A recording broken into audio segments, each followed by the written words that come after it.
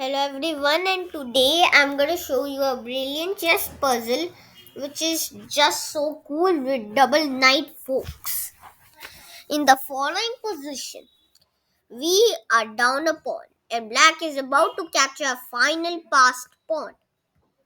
But here we have our favorite brilliant move, rook to c6, and black is just curtain stuck.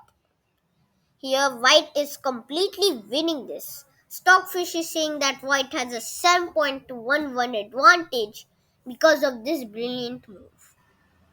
Now, what if we instead play a different move like queen c8?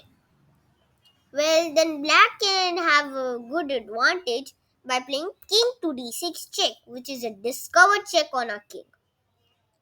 And after king to g4, queen g5 check, king h3, queen h5 check, king to g2, queen e2 check, king g1. Black has here a perpetual check. Now black can't check e1 because it's protected by a knight. So black deflects our knight with rook a1 check, and after knight takes, black has a perpetual check. And if black goes with queen d1 check, it's still going to be a perpetual. No matter how black does, it's always going to be a perpetual check. So, but what if we play rook a3, thinking to skewer the queen and rook, because our rook is protected by a knight? Well, black can play queen to d5, and after queen c3 check and king to e6 discover check, king to g4, queen f5 check, king h4, queen h7 check, king to g4 and queen f5 check, and this is steply. You can see a perpetual. Instead of king h4 we played queen king to g4. Then this is the same problem, but this time with a checkmate. And if queen to h7, it's still going to be checkmate. That is why we didn't want to play rook to a3. So that's why he had played it the brilliant move of rook to c6 to prevent all those dodging things. Now black obviously captures a hanging rook because it is free. Now Stockfish is saying that here bishop to d2 is really better. If black plays bishop to d2, we can play queen g3 check. And after bishop blocks, we can take the rook.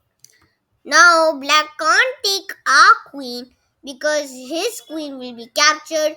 We will be up the exchange and the a pawn is just unstoppable. So black has to first take a rook and keeping the a pawn stopped from promoting. And after queen c3 check, king to e6.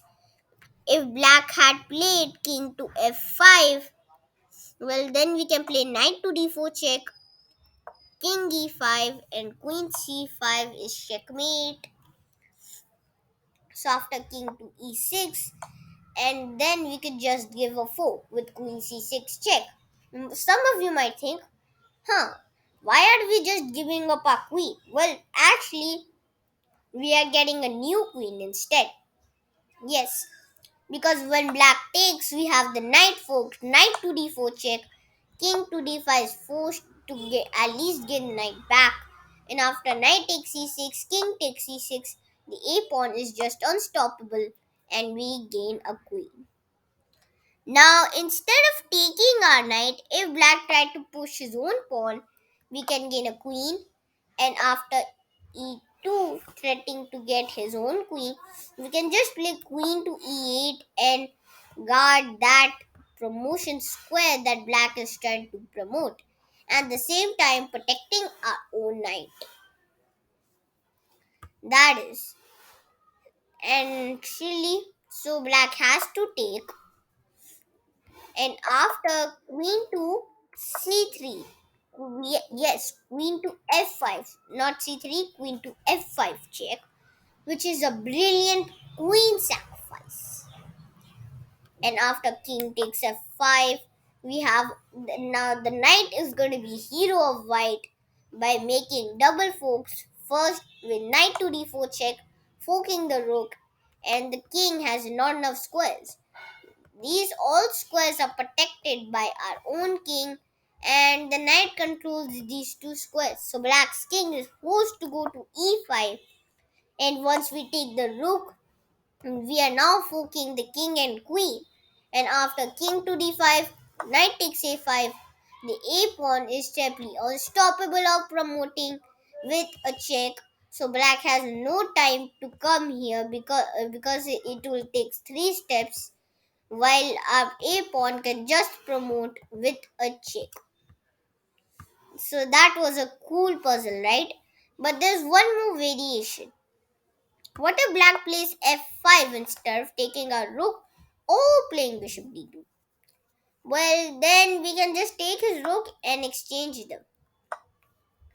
And after queen c3 check, king to e6, we have a same thing. Queen to c6 check, queen takes c6, knight to d4 check, king to d5, knight takes c6.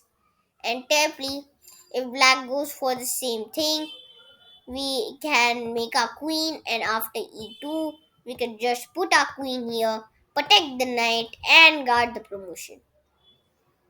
Cool, right? And if your black takes a knight, well, then we can just promote to a queen here, and terribly we are just unstoppable in winning of this game. So I hope you all enjoyed this big cool video. If you liked it, please like and subscribe this video and channel. And next video I will tell you another cool puzzle, which is maybe you might think it might be cooler than this one. But this one is also cool because white has a 52-point advantage, which is just bigger than these three pieces for the queen. Yes, the bishop and two pawns are just only equal to 5 points, and the 5 points are only equal to exchanges. So, and the queen has the combination of a bishop and rook combined. Black only has a bishop and two pawns or an exchange only. So, we are just completely dominating this game. So, I thank you for watching this video, and I'll see you on the next one. Goodbye.